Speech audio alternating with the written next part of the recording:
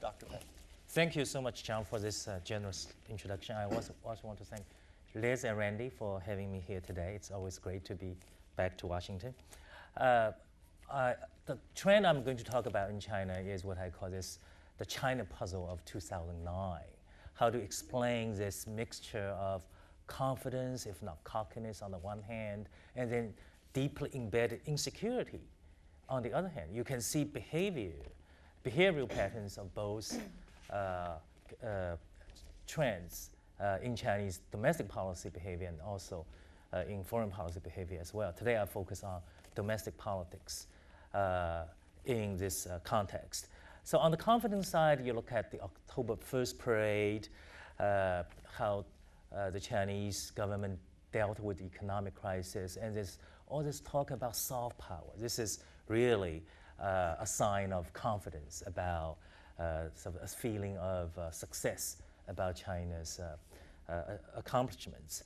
But at the same time, you see the same government, probably at the same time, continuing to impose quite strict restrictions on civil society, on the media, and dealing with dissent in perhaps a little bit more subtle, but nevertheless quite repressive ways.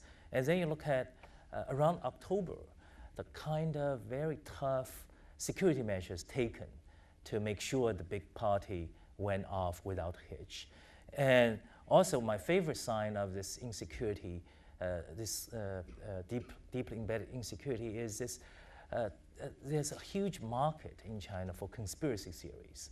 If you are really secure about yourself, you don't dabble in conspiracy theories. On Tibet and Xinjiang, they think the foreigners stirred up the trouble. I mean, I'm not talking about men in the streets. I'm talking about quite well-educated people, very serious people, normally people I would believe. And then in the middle of this financial crisis, one of the best-selling books in China is something called The Currency Wars. Again, a book which is a classic example of conspiracy theory. And I've heard that even Politburo members have read the book and instructed that the book be widely read. So how do you explain this strange combination of insecurity and confidence?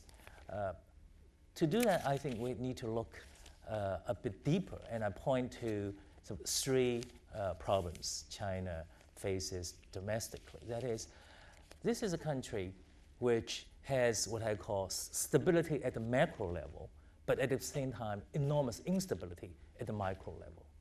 And for the people inside China, what the leadership actually sees and feels the problems at the micro level. At the macro level, you look at what the Communist Party faces: no organized opposition, no external threat, and a reasonably good economic growth prospect. But if you look at the micro level, then it's a very different picture. Riots, ethnic conflicts, pollution, unsafe food, accidents. Let me just give you some very interesting data I put together early this morning. On a daily basis, 300 riots a day, 300 traffic deaths a day, about 20 mining deaths a day, 400 CCP members found guilty of corruption every day, including 8 county level officials, when 8 county level officials convicted of corruption every day. And then every 3 days there is a major water pollution incident. Just think about that kind of micro level instability, and then you understand why the leadership can be cocky and insecure at the same time. And second, that another source of insecurity is really this: for the elites, they don't see the future of this system. It might be a strange proposition to make, but if you engage them and ask them, what do you see 10, 15 years from now, what the country will look like, where would the Communist Party be? I doubt they're going to give you an honest answer. If they give you an honest answer, that I have seen the future and the future is now. Because I don't want the future, I don't want today's status quo to change. Because it's a party that does not have any ideas, no ideology, and it does not know what the CCP stands for. We all know what it stands for today. It does not stand for the Communist Party of China. It stands for the Chinese Capitalist Party, because it is that kind of transformation. So, and finally, I would say that the party also understands that what made it successful in the last 20 years since Tiananmen was a set of strategies adopted or that evolved after the Tiananmen crisis.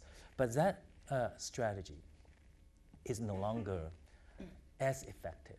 And that strategy certainly is not effective in dealing with the new problems that emerged in the wake of Tiananmen. So if you put these things together, you might, I think you have a clue why I think as Chinese leadership, you feel very good about what you've done, but then if you look into the future and if you look deeper into your system, you are so unsure also about the future.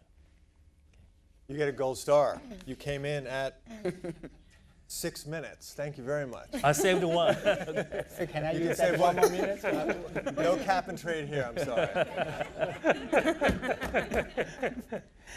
Professor Huang, please. Again, I would like to thank Liz and Randy for the invitation. It's good to be here in the CFI new building in Washington.